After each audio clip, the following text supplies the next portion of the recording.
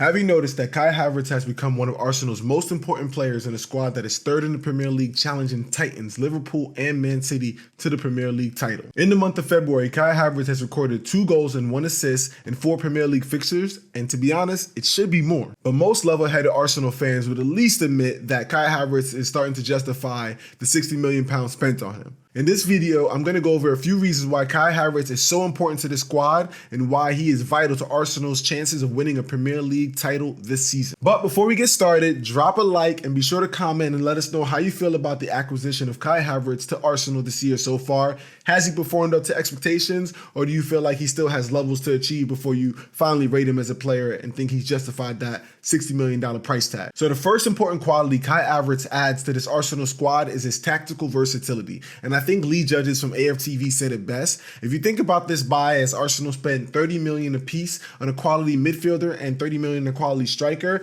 in one player, then it starts to look like a much better deal. We've seen Kai Havertz operate as a roaming 8, making late runs into the box, creating space to exploit for our attackers. We've also seen him start in the biggest matches up top at striker, and we've won every time out. Twice versus Man City, who we couldn't beat once last year, and in recent weeks we beat Liverpool and Newcastle with Kai Havertz starting in the striker role. With Gabriel Jesus' injury woes continuing this season, Kai Havertz's tactical versatility and his ability to play up top has added much needed depth in that striker position. We've seen the duo of Leandro Trossard and Kai Havertz start to devastating effect against teams looking to play a low block against us. With both players' ability to seamlessly transition between the 8 and the 9 in match, it has allowed Mikel Arteta a lot more tactical fluidity in matches, and in turn has made Arsenal a lot more unpredictable. Since Dubai, this unpredictability has led to Arsenal being the highest scoring team in the Premier League since the turn of the calendar year into 2024. The second quality I believe Kai Havertz adds to this team is his ability to stitch play together and his off-ball movement, whether he's playing as the Roman 8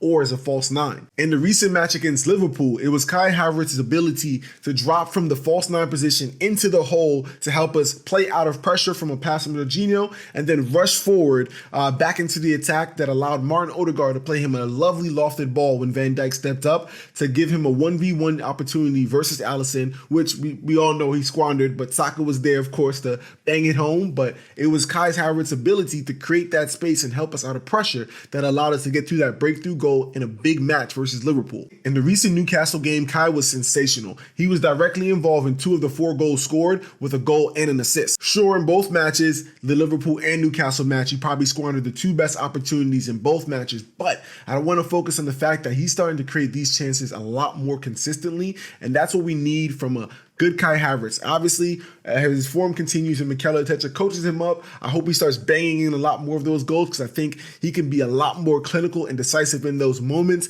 But it's the regularity that he's starting to open up teams with just his intelligent play that is starting to open my eyes to what Mikel Arteta might have envisioned when he went to go buy Kai Havertz this summer. Right now, everyone knows Arsenal are the best team at set pieces, but outside of set pieces, if you really analyze what has been going on since February, Kai Havertz's play has been integral to Arsenal's ability to create chances and score goals and be the highest goal scoring team in the Premier League right now.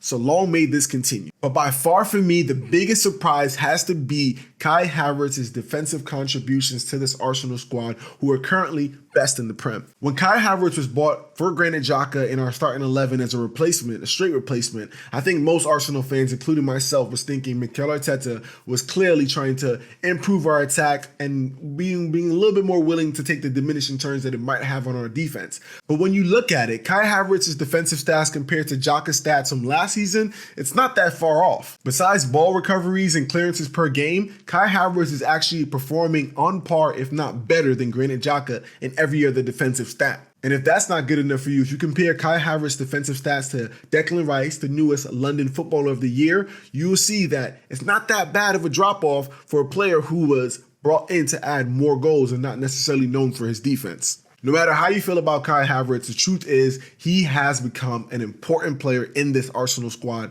that is challenging for a Premier League title, currently sitting 3rd in the table. Now that Kai Havertz is rounding into form, I'm excited to see more, because unlocking his potential can be the key to Arsenal finally breaking the trophy drought and lifting that elusive Premier League trophy for the first time in basically 2 decades. If you like this video, please be sure to like, subscribe, drop a comments, let us know how you feel about Kai Havertz and how he's performed this season, and share if you care. Until next time, peace. Arsenal fans USA, it's been your guy Ola.